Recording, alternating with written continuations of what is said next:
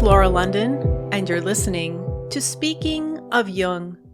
Joining us today for episode 61 is Jungian analyst and architect Ruth Ammann in Aarau, Switzerland. She is a graduate of the C.G. Jung Institute in Küsnacht, where she is now a lecturer and training analyst.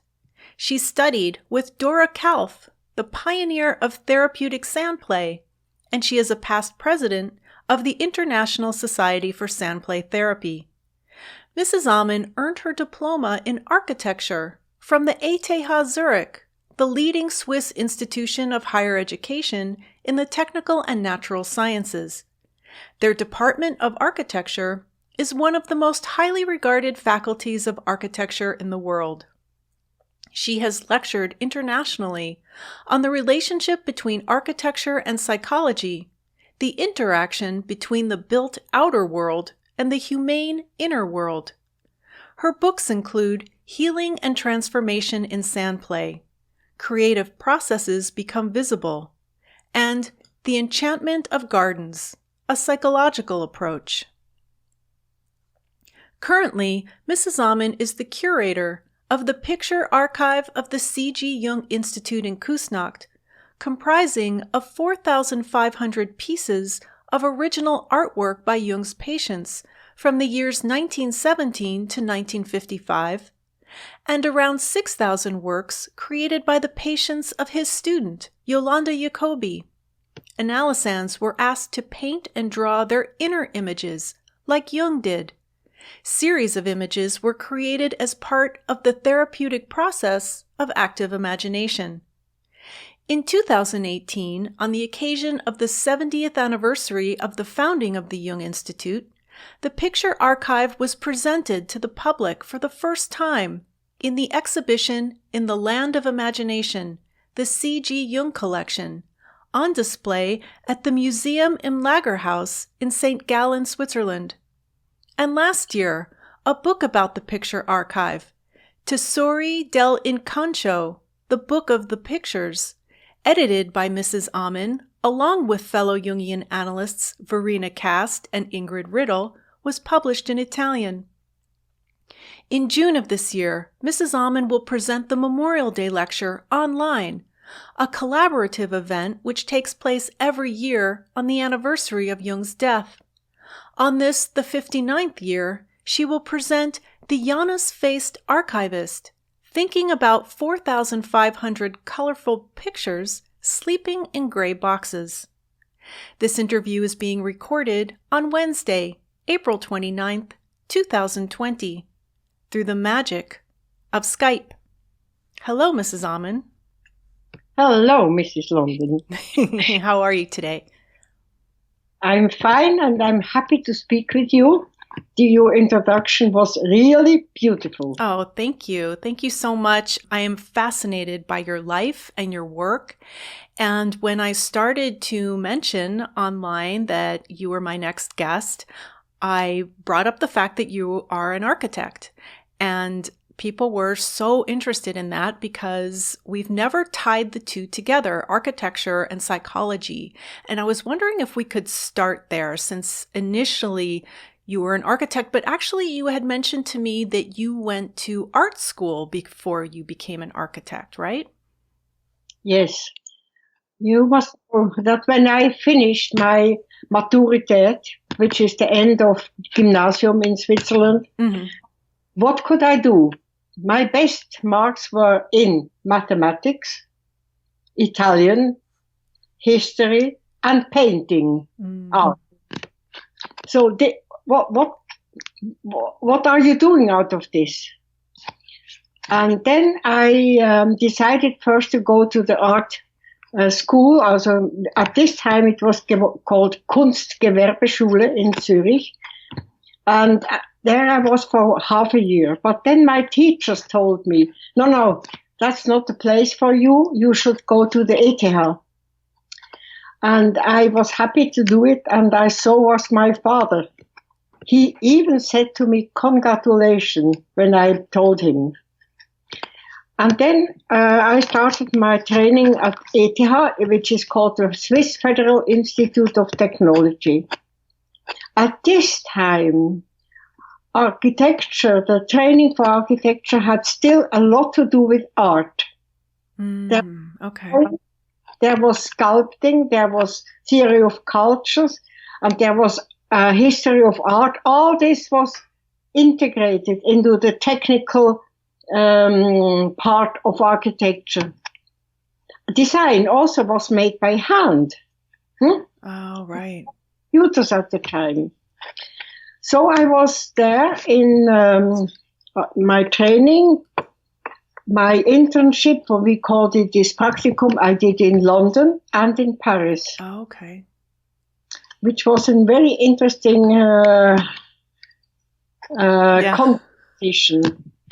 Actually, London was human, friendly, nice.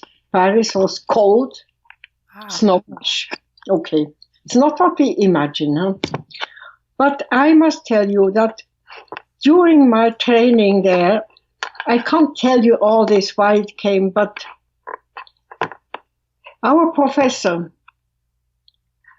said to us, or a group of us, and especially to me, the sentence, how did you think at all about how children will feel in the midst of these concrete towers? We were designing wonderful towers as you have in Chicago, many. Mm-hmm. And he said to me, did you ever think about the feeling of the children? I could sink into the earth because we didn't think about it. Mm-hmm. And from this moment on, I thought one day I really want to know more about the psyche of. Oh, okay. That was the trigger. I was so ashamed. Moment. So shame in this way was the starting point for my psychological training later. Well, I had also heard you say that you never intended to be a therapist when you went to the Jung Institute. You just wanted to learn. And I could totally relate to that because I have never wanted to become a therapist. But I've always been interested in the psyche, in my psychology, and in the psychology of others. But I think that's the first time I had ever heard an analyst say that they never wanted to be a therapist. You must know, my grandfather was a famous doctor. Doctor I wanted to become, but then I did not do it. My father was a teacher. So anything that had to do with teaching, for me, I thought I will never be able to do this. But, life is going its own way. Right. I divorced my architect husband, and at this time it was very clear that the office we had went with him. So I lost the background and on one hand I lost the background, on the other hand I had 3 young children with me. Mm-hmm. So what did I do? I had time, and then I started to listen to the lectures in Jung Institute, and then I decided to do the training. Still not wanting to become a psychotherapist. Okay. But at this time we could do the training, and after the propedeuticum, which is the middle exam, we have to work. I had to start working.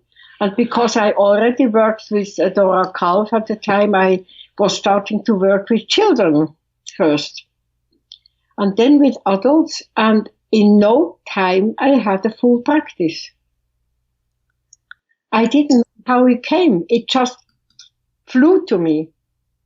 Well, tell us a little. You mentioned Dora Kalff. Tell us a little bit about who she was. Who she was. I think I don't want to speak about who she was in general, because you can read this everywhere. Okay.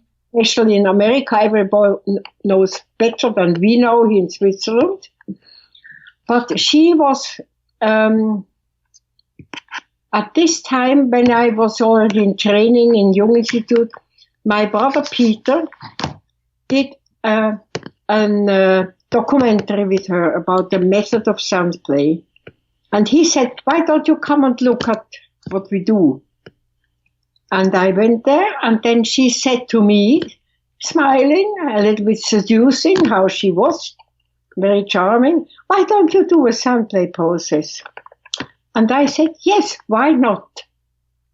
You mentioned your brother, Peter. He was my guest in episode 57. I will put a link to that in the show notes.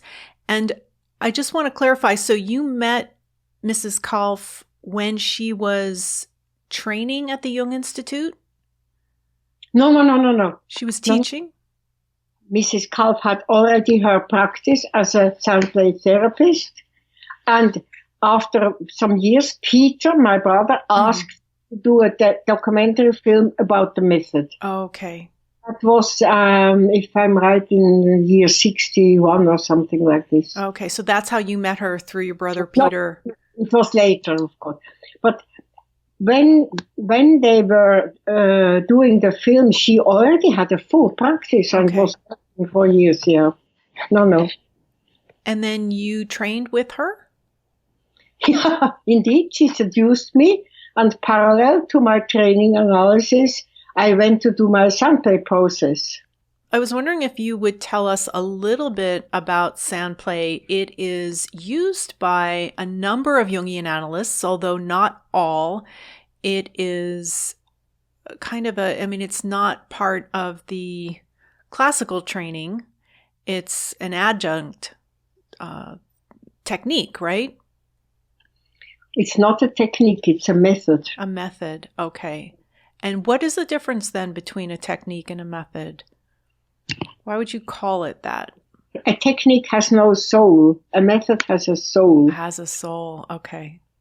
So, to be honest, in the Jungian training, what I learned in Küsnacht, in Zürich at the time, we did pictures. We did what we will speak about later. Mm-hmm. The painting as imagination, active imagination, or just painting from the unconscious. Sandplay is actually, if I can say so, a step further, if you want. We have dreams. They have more or less no dimension, dreams. We have pictures, paintings. They are two-dimensional.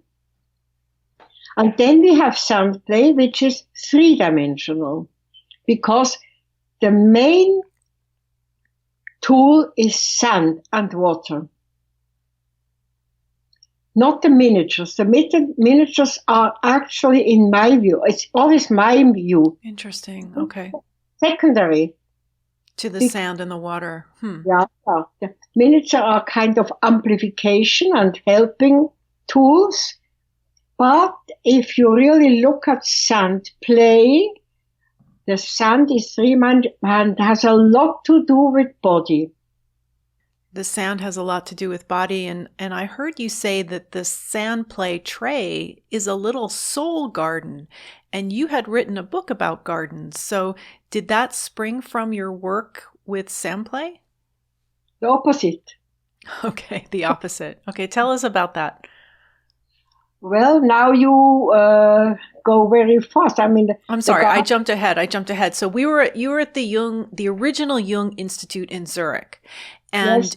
And beside this, I did Sandplay, and I combined the two things. And you were doing Sandplay while you were in training. Yes. And how did because you trained with Marie-Louise von Franz, and what did she think of the Sandplay therapy? She was very interested because at the Jung Institute, I wrote my diploma thesis on Sandplay case. Okay. Marie-Louise von Franz volunteered. She was not one of my examiners. She read it and she wrote one sentence. She was never writing a lot. She said, it is very interesting. Oh, nice. She was fascinated by it because it is something like a series of pictures. It shows a process.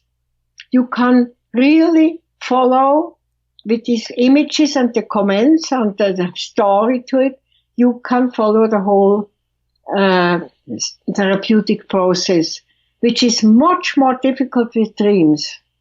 Yes. So now, do patients work in the Sandplay tray during their session, or is it something that they work on at home? I myself never worked with it, so I don't know. You cannot do Sandplay at home. Okay. That's the difference between painting, as Jung did. They painted at home. Sandplay is done in presence of the analyst. Okay. And this makes Sandplay in another way very interesting because you observe the movements, the sounds, the breathing, the laughing, the crying, everything you notice directly, and you experience the transference, because the transference from client to analyst becomes on one hand is a direct transference that we know from analysis. On the other hand, you see it broken through the sand. Mm. You see it in the creation in the sand. It's a very interesting and a very complex method, you know. Most people know only a little bit about miniatures and a lot of, Right. But it's actually a very, very complex method. Very complex method. And if people are interested, if any of the listeners are interested in doing Sandplay therapy, what would you suggest they do? Find a Sandplay therapist? I mean, there is the International Society. There's a website. I'll provide a link to that in the show notes, and maybe they can find a practitioner in their area. No, I would say please study first Jungian and psychology. Okay. Because Sandplay without a theoretical basis is actually nothing. I see. And it is something practiced by... So a Sandplay therapist does not have to be a Jungian analyst. Is that correct? No, but actually in the statutes of the Sandplay societies, it says we need a very good knowledge in Jungian and analytical psychology, also in the principle for Jung's psychology. And we ask also for an in-depth analysis, because in Sandplay, not only the transference, also the counter-transference is very important. So actually, you can do Sandplay in many ways. Mm-hmm. You can do it as a kindergarten teacher. You can do it well. As a logopedist, you can do it. But if you do it as a tool working with the unconscious, then you need to know what you're doing. Yeah. Yeah. You need to know what you're doing. And so how did your interest in gardens come about? My God, in Switzerland, every child has a garden. Okay. And this you can read in my book because it is translated into English. The garden was from the beginning the place for me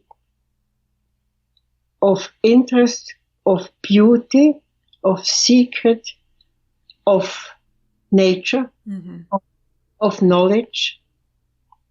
And because the garden is not wild nature, the garden is contained, fenced in. It's an very intimate space. And the garden belongs tightly to architecture, because architecture, Haus in German, is connected to Haut, which means skin. Also, Haus means an enveloped. It is enveloped with skin. A house has a floor, walls, and a roof. But the garden, the word garden comes from Gordon, which means fence in. To fence in, okay. The garden is fenced in piece of land, fenced in from wild nature, from desert, from wilderness. Huh? So, and the garden is open to the earth and open to the sky. It's very different from house. Yes, and I noticed in your book, The Enchantment of Gardens, that there's a chapter called The Soul's Half Acre, From Outer Garden to Inner Garden. And I was wondering, how would you describe our inner garden? What is our inner garden? Yeah, that's now a very interesting thing. The garden is a mixture between nature and culture. Architecture is a cultural product. Okay.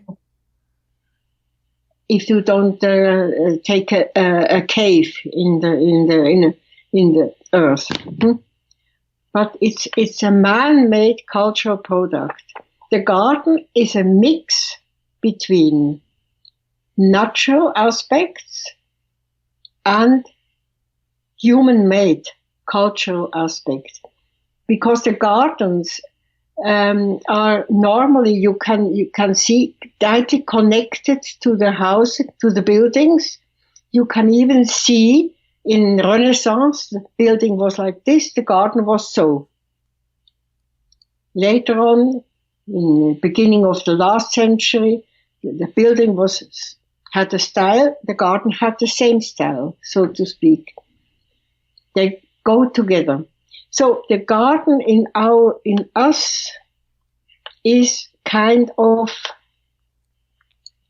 what we are by nature, if you want, and what has been cultivated in us.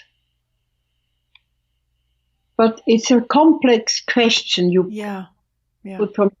One has to go more. But there is something interesting. Laurens van der Post, he wrote once in an article about the wilderness in the garden of the soul. So that means that he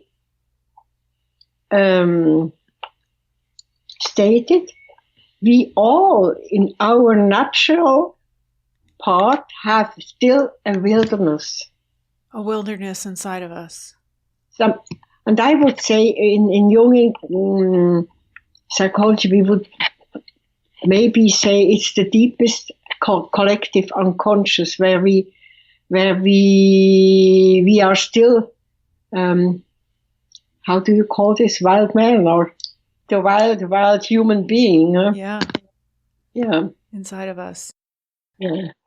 Your first book was about Dora, was about being a Sandplay therapist. And then your second book was about the enchantment of gardens. Yeah, but actually my first book was something different that has never been. No, it is about the dream image of the house. Would you tell us a little bit about that? I don't know about that one. Yeah, you don't know because one American student made a translation, but it was never published. Okay. But it is a little book about, and I think it's really the beginning of all my reflections and writings about the connection between soul and house. What the house actually means for us.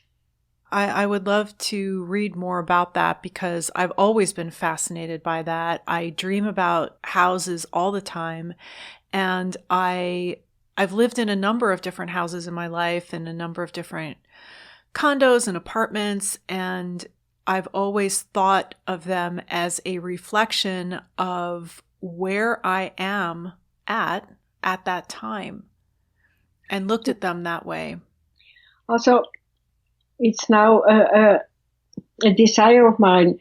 This translation, it was Mara Rosenberger from Illinois, she did it. But it is not perfect, but it is maybe the lack of time that I did not care for it.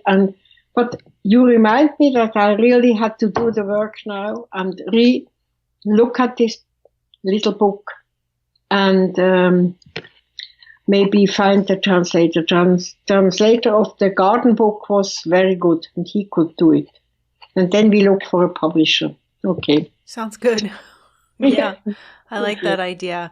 So is there anything else you want to mention before we move on to the picture archive? Is there anything that you would like to say more about architecture or gardens?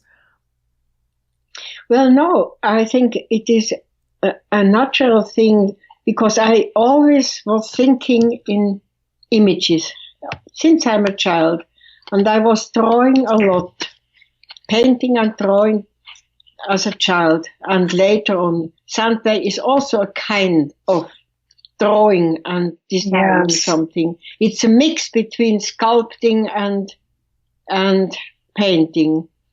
But I always was painting. I don't know how many paintings of myself here. So that was always a part of mine. And then in our institute, the picture archive was most of our students did not even know it exists, really. It was in a tiny little dusty, dark room. Well, I'd like to mention that when the only time I ever visited the Jung Institute in Küsnacht, it was actually closed that day, and I went there to see the grounds, and somebody was trying to get in the door. I don't know if it was the main door or the side door, and she was let in, and so I sort of followed her in, and I had an old BlackBerry at the time, and I actually took video, and it's nowhere online because I didn't have permission to take the video. I didn't know if it was okay. It was just for my own memories. But I walked in that side door down a hallway, just these hooks on the wall, hook after hook after hook. I love hooks. So I noticed these hooks. And then I went into the office, and while I was waiting to talk to the employee there, I noticed these glass cases, and there were paintings and drawings, and I knew they weren't, let's say, professionally done. And then I realized what they were. And I have some photos that I took of them, and it was always in the back of my mind, what were those drawings doing there? And then when I saw, through the research I was doing for the interview with your brother Peter, that you were the curator of the picture archive at the Jung Institute. And I thought, okay, I need to talk to her. So there's a lot more to this story, and I'd like to start getting into that now. You presented this at the Congress in Vienna last year, and is that right? Because I found a paper that you had written on the Jung Institute's website and it's titled, a quote by Jung, "Why do I encourage patients to express themselves by brush, pencil, or pen?" Yep. So how did this all come to be? That artwork, I don't know if you'd call it that, was created by Jungs Patients from the years 1917 to 1955. So there's a lot of it. And there's a process of how that came to be. So let's start at the beginning with Jung asking his patients to draw or to paint. What was that about? Well,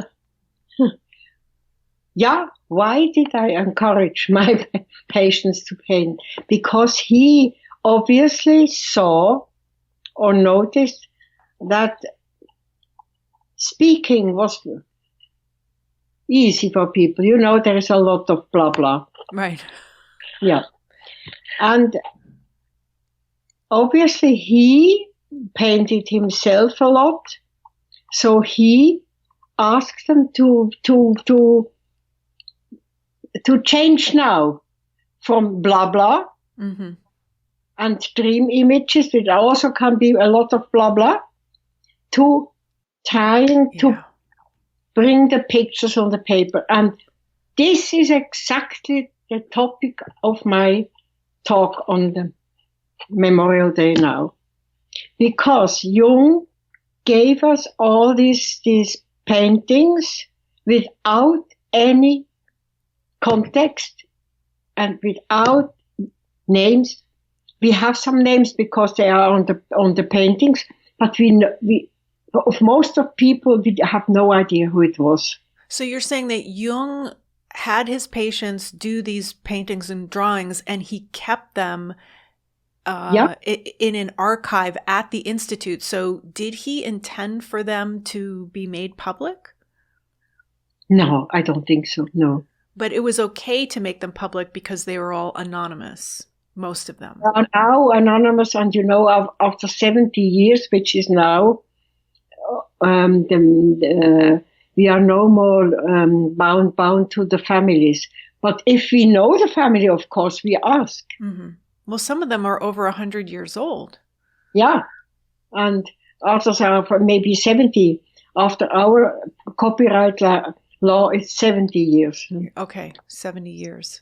He gave it to us, which is very different from the collection Yolanda Jacobi, because she had a lot of context to the pictures. Okay. It's very different. And I asked myself again and again, why did he give us the pictures without any comments and no context? What is it, actually? Yeah. What is it? And lots of this you can read in his text, especially in volume 16, mm-hmm. The Aim of Psychotherapy. But, I'm not an archivist. I'm not a historian. Actually, I came to be the curator just because I was interested in this moment, and mm-hmm. But I am not the person who is interested so much in all the historical. Well, what interests me is that I did do some drawing and painting in my analysis, and it was very helpful. And I remember all of the paintings that I drew because I'm not, ironically, and as some of the listeners can tell, I'm not great with words, and I actually don't like to write. I've mentioned that a lot too. That's why I started a podcast, because I didn't want to start a blog, because I don't enjoy writing. I do enjoy speaking, but I also love art. And because my Twitter account, which I've had for over 10 years now, is mostly quotes by Jung and by Jungian analysts, because, and that exists because I like to share what I'm reading. And it also helps me focus when I read. And so if I come across something interesting, I like to share it with everybody. But I also balance the quotes with artwork. I've been visiting art galleries, my whole life, and art museums, and I started collecting art online. I don't share it with anybody, but now I'm starting to share it on Twitter, and I don't interpret the piece. I don't write any comments. I just put the name of the piece and the artist, and I like to alternate when I do a graphic of a quote with an image, and they don't usually relate to one another, but there's usually something underlying that does, because there's a reason why I've chosen that piece. So I like not commenting. It speaks for itself. Exactly.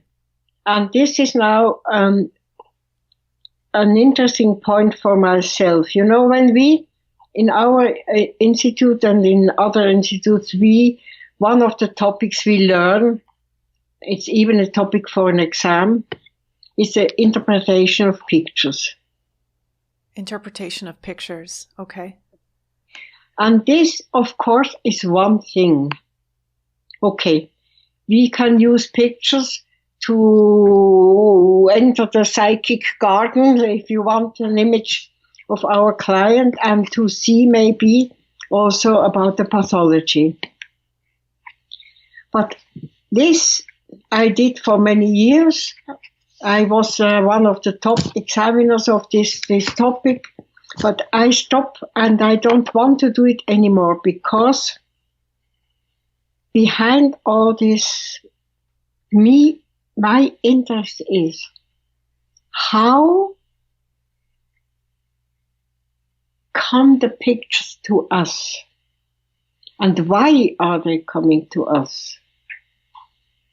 Because I can give you an example. Okay. Now during this Corona confinement, I was also painting and I had the strange experience that while I was watching the television twice, beside this, what I saw and heard, I had an image. Okay. And this image came up and I kept it over days and then I tried to paint it.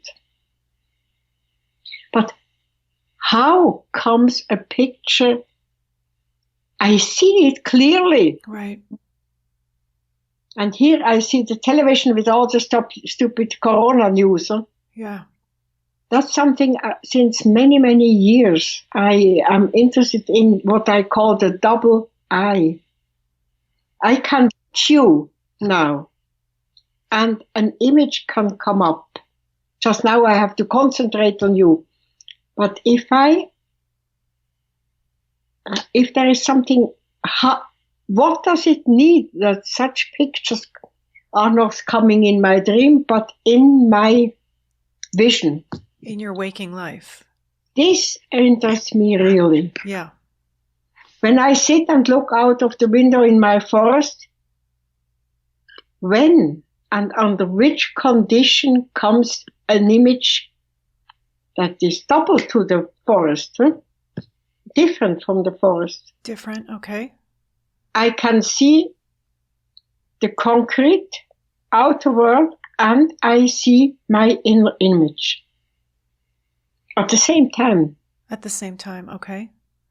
But how and why does this happen to us? Mm-hmm. And what is the meaning of it? Because when I now saw these images and I kept them and I tried to hold them and to paint them. And while I was painting, of course, I struggled with my incapacity to bring the image on the paper. That's always the same thing. Right. And while we do it, the image transforms also. The image transforms, okay. Once we have the image on the paper, what happens then? It's not just there. So would you say that these images in our mind's eye during our waking life are different than the dream images we have at night? Yeah. How are they different? They are much more visible or graspable. Yes. A dream image can eventually be very clear, that's true. But it's not often that they are so tongue. Yeah. The dream images are a little bit more floating. But that when does a dream image come up? That's also interesting. Mm-hmm. And when doesn't, because my clients just now, they dream not so much. And I say, but if you don't dream, maybe you see images. Keep them, and try to put them down. Mm-hmm. And you would interpret them similarly to the way that you interpret dreams? I'm not interpreting.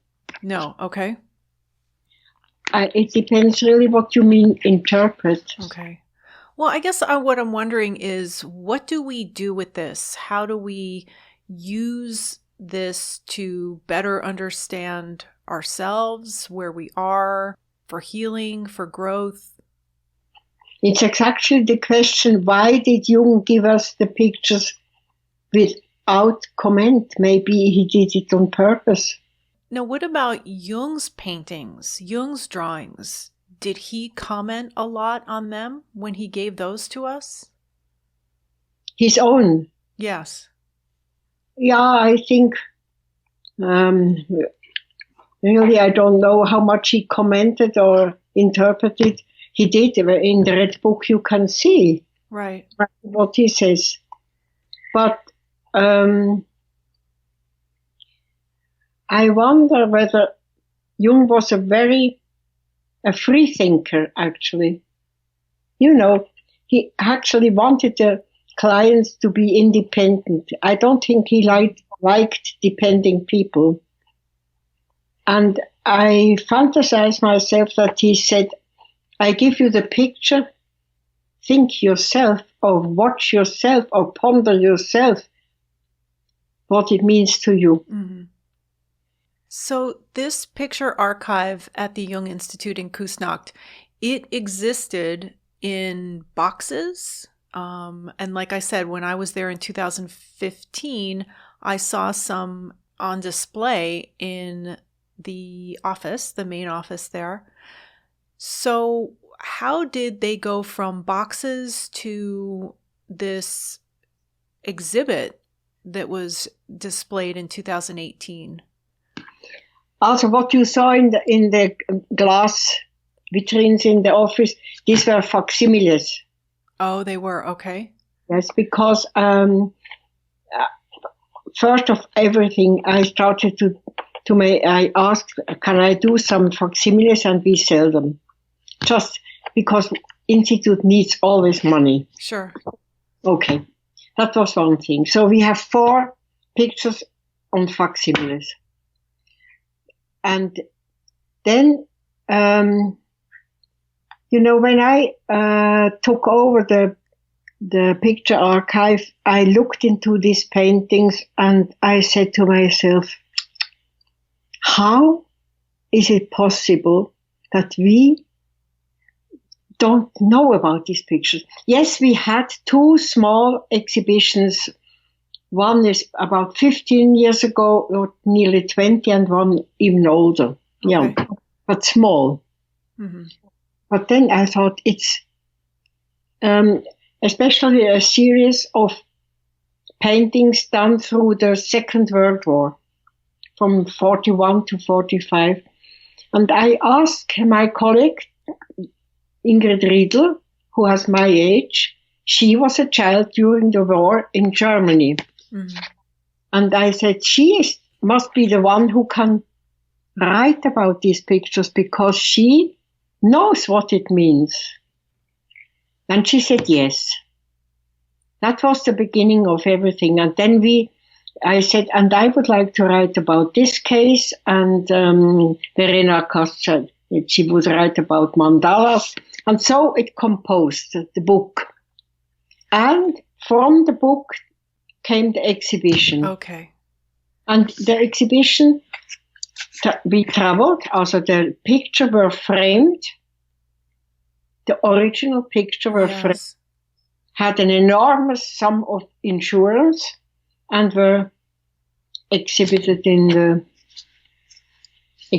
in the museum im Lagerhaus. Yes, the museum there. And have they ever been exhibited anywhere else? Or are there any plans to show them again? In Vienna, they were exhibited, and now they are waiting. The transport boxes are there. The frames, the pictures are still framed. Okay. So, Corona has a bit stopped everything. Yes. Yeah. Yeah. So they were shown at the Congress in Vienna last year. I didn't know that.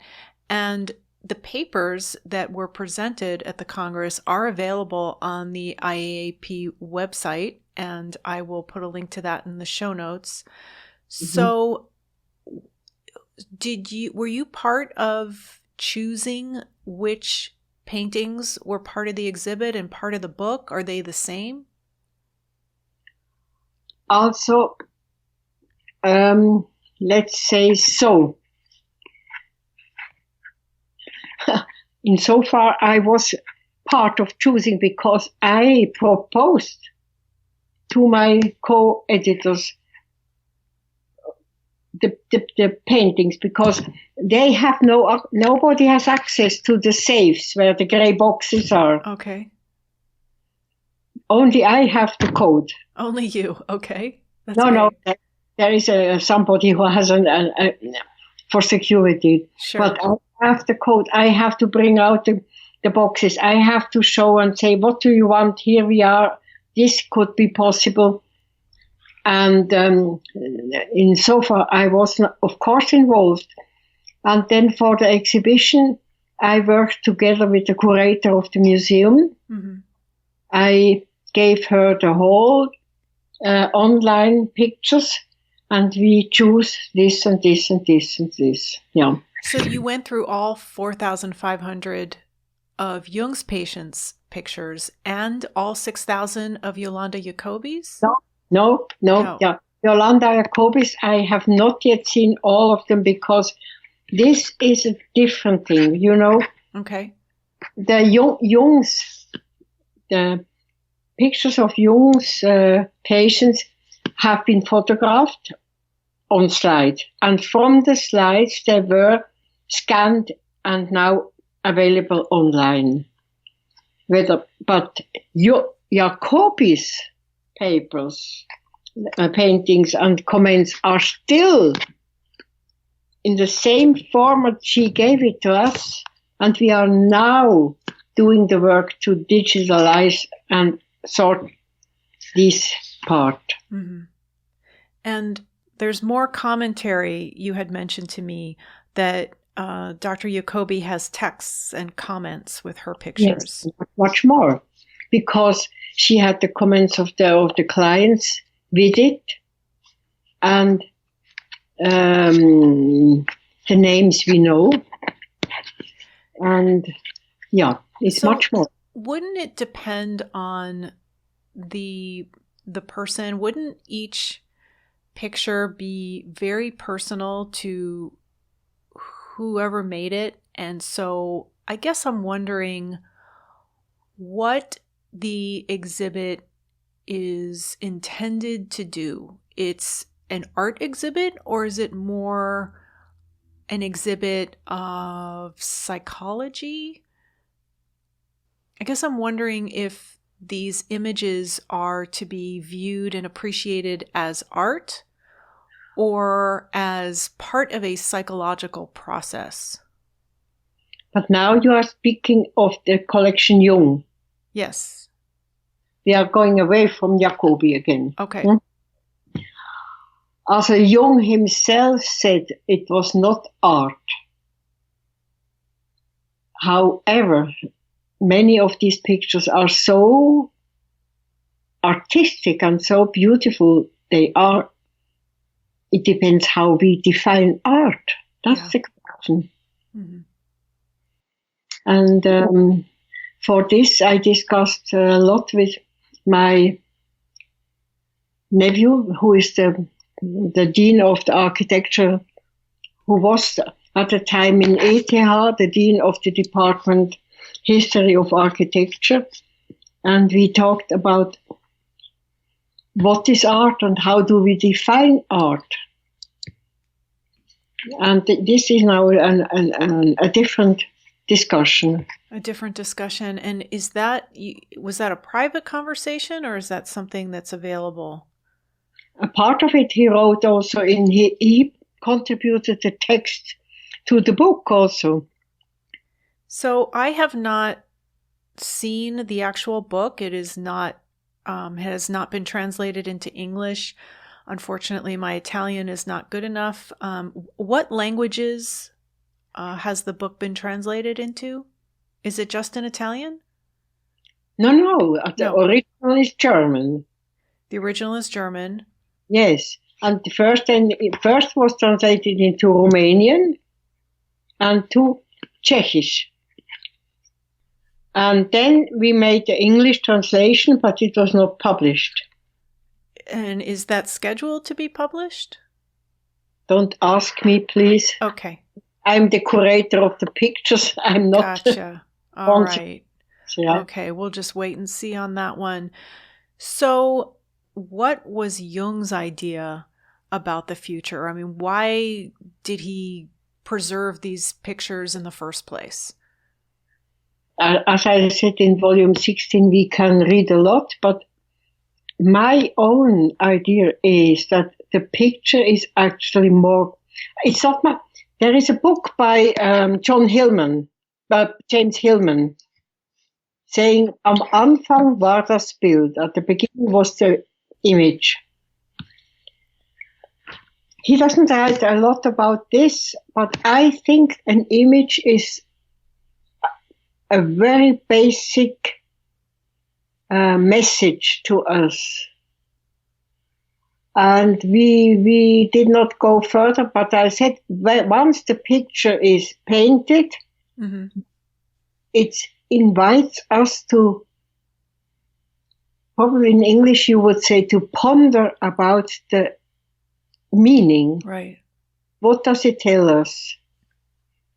It is not something we can just interpret and understand, because a picture has always so many different layers. But we can, the image or the picture can lead us to reflections. Lead us to reflections. I really like that. Yes. And I think if you write the paper without having an image behind, a conceptual image also, it can be a big image, then the paper has no emotional Aussage. It doesn't say much. Right. These are empty papers, like, you know, you read a paper full of very intelligent things, right, but it doesn't give you anything. Right. Because pictures are messages full of emotions. The colors are emotions, but the colors are also sensations, are sensual messages to us. I have a favorite artist, and I've been following her work for, I don't know, 30 years now. And her son died tragically, and I noticed her paintings after that had really changed. And I mentioned that to her, and she hadn't thought about it that way. I mean, the colors that she chose were different, and it just reminded me of that. Your upcoming memorial lecture is titled The Janus Head. What does that mean? Also, Janus, the sculptures of Janus are looking to the left and to the right. That means to the back and the future. And Janus was the god of transition from the past to the future. So, for me, a picture archive, just having pictures in grey boxes, in steel safes, doesn't make any sense for me. The pictures must be used, not in so far that they invite us to go on with this more picture thinking. Thinking in pictures. Yeah. Yeah. And to see that the images of the pictures have a deep meaning. Right. And our today intellectual way of writing papers is empty. Yes, is empty. Yes. And especially today in the corona confinement, I can see that people start to introvert. And what is coming up in the peace and in the space they have, images are coming up. Why is that? Why? Yeah. Also, I would say it's the natural situation for human beings, but we have destroyed everything by our rushing around, by our hectic life. Yeah, the pace. And too fast. we are covering everything with our activism, let's say so. I heard you mention that deep inner work, requires a lot of time and dedication because the psyche moves slowly. And we need 15, 20 years to grow up. So how could we possibly change something in 10 hours? We can change a lot if we then stay with it. We have to stay with it, yeah. That's what is my fear, that after the corona is over, we go back to the same activism. Right. And we'll have learned nothing. Yeah. So would you say a little bit more about how we need to spend time and we need to have dedication to this process, to ourselves, our psyche? The best image for everything is Jung himself. What did he do when he moved out of his home to the tower, where he had no running water, no electricity? He was living in modest harmony with nature, as he said. And he had the time and the peace and the emptiness, so to speak, to receive the essential images. And to think about it, to let it have an effect on him. And that brings me to the second part of the quote that you bring up in the paper that Jung mentioned, and it's in volume 16 of the collected works. And he said, "But why do I encourage patients when they arrive at a certain stage in their development to express themselves by means of brush, pencil, or pen at all?" And the second part is, "Here again, my prime purpose is to produce an effect." Yep. It does not say which effect. That's interesting. Why did you include that? What does that mean? To produce an effect. Now you have to think yourself. He also left it to us. I ask myself, was it an emotional effect? What was it? A physical effect? Or what is it? Mm-hmm. I think we have to, in German we would say eine Wirkung. You know, the German word is different from effect. Wirken is something more internal. You use in English the word effect for many things. Huh? Right, that's true. You can be, if you are activating. Wirkung is something that goes slowly into depth. Mm-hmm. Wirkung, die Wirkung und einwirken means sinking in and then developing inside. I can't say it better. Sinking in and then developing inside, which is kind of what some of us are doing during this coronavirus crisis. Mm-hmm. It's sinking in, that means let something invade us also, you know.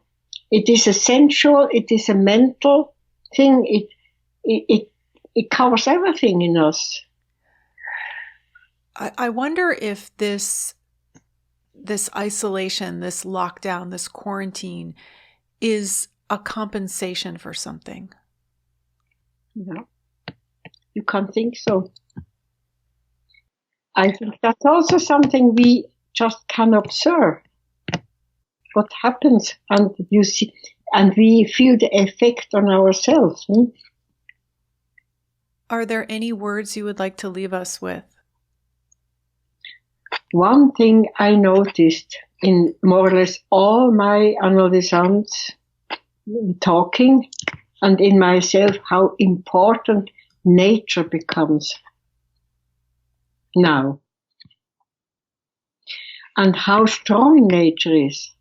If you think that in this short time of, let's say, 2-3 months now, the dolphins are coming back in the Gulf of Naples, in Venice. The insects are recovering. The birds are coming back. It's enormous how resilient nature is. Yes. But how easily we can destroy it. Right. Right. We see the stars. And we see much more because there are no airplanes. No stripes in the sky. It's enormous what a difference it makes. But I'm afraid that we love so much this rushing around and acting out. We love it so much. Now, actually, the most important thing is that we learn to live out of ourselves and not reacting all the time.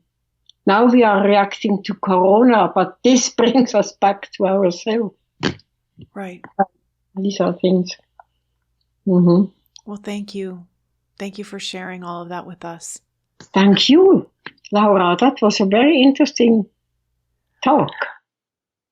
Please visit the website Speaking of Jung, that's JUNG.com, for more information about everything that was discussed in this episode.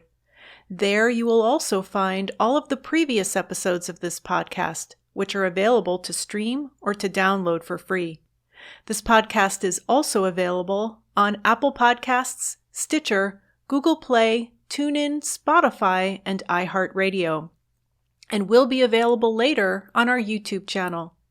You can also listen to this episode on your Amazon Echo device simply by saying, "Alexa, play Speaking of Jung on Apple Podcasts," or TuneIn. Just be sure to pronounce Jung with a hard J. So with special thanks to Peter Ammann, this is Laura London, and you've been listening to Speaking of Jung.